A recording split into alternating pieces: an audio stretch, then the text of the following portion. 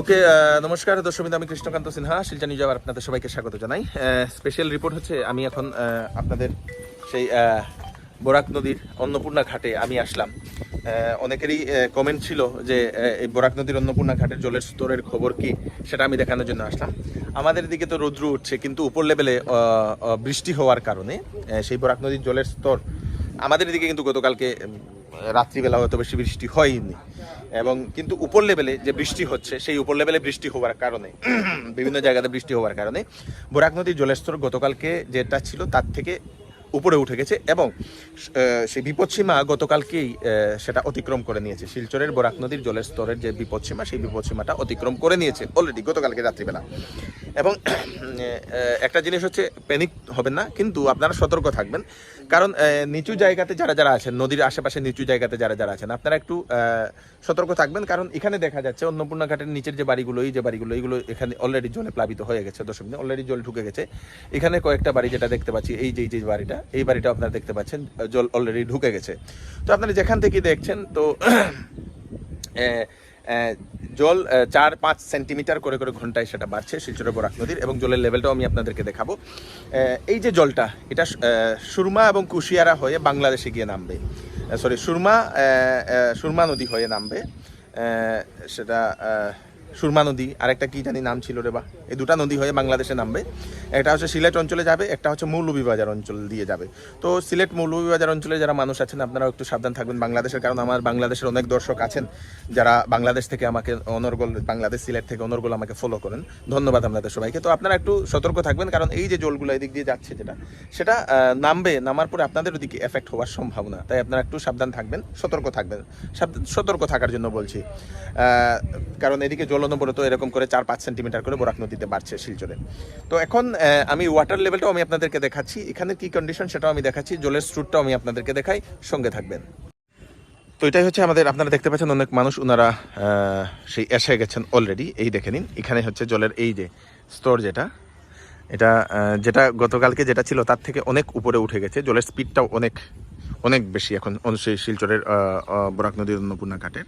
তো আমি এখানের যে আমি আপনার লেভেলটা আমি আপনাদেরকে দেখাই, ওই যে আপনারা দেখতে পাচ্ছেন কি না সেটা তো বোঝা যাচ্ছে না, কিন্তু আরও একটুখানি বাকি রয়েছে। গতবারের যে কয়েকদিন আগের যে লেভেলটা হয়েছিল, সেই লেভেলের আরও একটুখানি বাকি রয়েছে।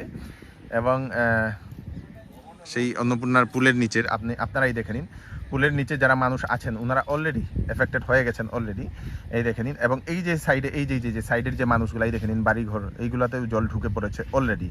এবং ওনারা হয়তো আশ্রয় শিবিরে ওনারা হয়তো গেছেন, এরকম মনে হচ্ছে, কারণ জল অনর্গল বাড়ছে এবং ওনাদের বাড়ি। এবং কয়েকদিন আগেও ওনাদের এরকম হয়েছিল, কয়েকদিন আগেও যে বৃষ্টিটা হয়েছিল 10-15 দিন আগে, সেখানেও ওনারা এরকম এই বাড়ি ছেড়ে ওনারা আশ্রয় শিবিরে আশ্রয় নিয়েছিলেন। দর্শকবৃন্দ, মানে এই যে নদীর আশেপাশে যারা থাকেন ওনাদের জন্য এটাই হচ্ছে জীবন, যে এরকম জল আসলেই ওনাদেরকে শিফট করতে হয়, মানে খুব খারাপ লাগা একটি অবস্থা।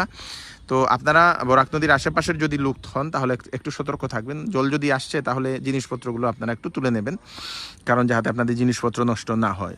আমি আবার বলছি, প্যানিক হবেন না, কিন্তু সতর্ক থাকার খুব দরকার। কারণ জল যদি আপনারা নদীর পাড়ে যদি থাকেন, তাহলে এরকম আপনারা দেখতে পাচ্ছেন এই যে বাড়িগুলোতে জল ঢুকে পড়ছে, সেরকম ঢুকার সম্ভাবনা হতে পারে। তাই আগে থেকেই সতর্ক থাকা দরকার। দর্শকবৃন্দ, এই তাই দেখি ডরাইন না, ওরে বাবা রে,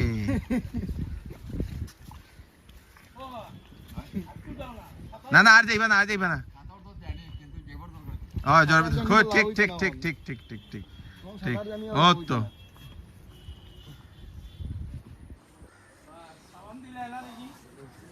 অনেক মানুষ আসেন, ওনারা এই জলের স্তরটা দেখার জন্য ওনারা এসেছেন এখন। তো সুবিধা উঠাইছি তাই নাই যাইব, কিচ্ছু না।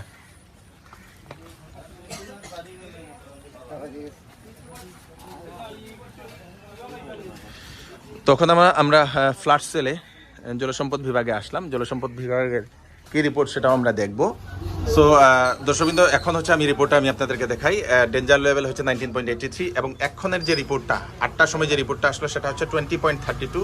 বিগত 1 ঘন্টাতে 6 সেন্টিমিটার বেড়েছে, বিগত 1 ঘন্টাতে 6 সেন্টিমিটার বেড়েছে।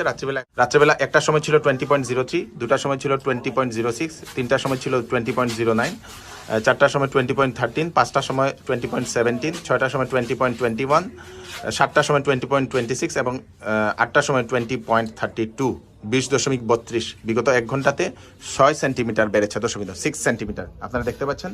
বিগত 1 ঘন্টাতে 6 সেন্টিমিটার বেড়েছে। আজকে হচ্ছে 3 জুলাই 2024 ইংরেজি। সেন্ট্রাল ওয়াটার কমিশনের ফরকাস্ট মতে সন্ধ্যাবেলায় 6টা অবধি সেই রিপোর্টটা হবে 20.56, 20.56। সেটা সেন্ট্রাল ওয়াটার কমিশনের অনুমান, সেটা ফরকাস্ট মানে অনুমান। এবং ট্রেন্ডিং হচ্ছে রাইজিং। এবং এখনের 8টা অবধি যে খবরটা, সেই 8টা অবধি হচ্ছে রিপোর্ট হচ্ছে 20.32, 20.32 সেন্টিমিটার দর্শকবৃন্দ।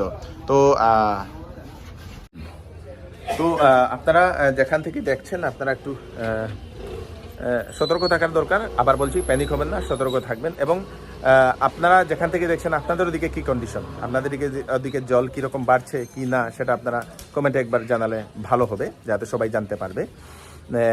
এবং এখন যদি আপনাদের এরিয়াতে যদি বন্যায় প্লাবিত হয়েছে, তাহলে আপনাদের এরিয়ার নামও আমাদেরকে কমেন্টে নিশ্চয়ই জানাবেন দর্শকবৃন্দ। এবং করিমগঞ্জে কোন কোন জায়গাতে আপনাদের এফেক্টেড হয়েছে সেটাও আপনারা জানাবেন। কিন্তু করিমগঞ্জে যেটা খবর পেলাম, এত বেশি এফেক্ট করেনি। করিমগঞ্জের নদীগুলোতে আস্তে আস্তে করে বাড়ছে, সেটা দেখেছি, কিন্তু এত বেশি করিমগঞ্জ জেলাতে এফেক্ট করেনি দর্শকবৃন্দ। তো যেহেতু উপর লেভেলে এদিকে বৃষ্টি হওয়ার কারণে বরাক নদীর জলের স্তরটা বাড়ছে। এদিকে আমাদের এদিকে তো গতকালকে রাত্রিবেলা থেকে বৃষ্টির ভাব নেই, এখনও একটু রৌদ্র দেখা যাচ্ছে, কিন্তু উপর লেভেলে বৃষ্টি হওয়ার কারণে এরকম জলের স্তরটা বাড়ছে দর্শকবৃন্দ। ভিডিওটাকে সবাইকে পাঠিয়ে দেবেন যাতে সবার কাছে পৌঁছে যাক, যাতে সবাই ইনফরমেশনটা পেতে পারে। ধন্যবাদ।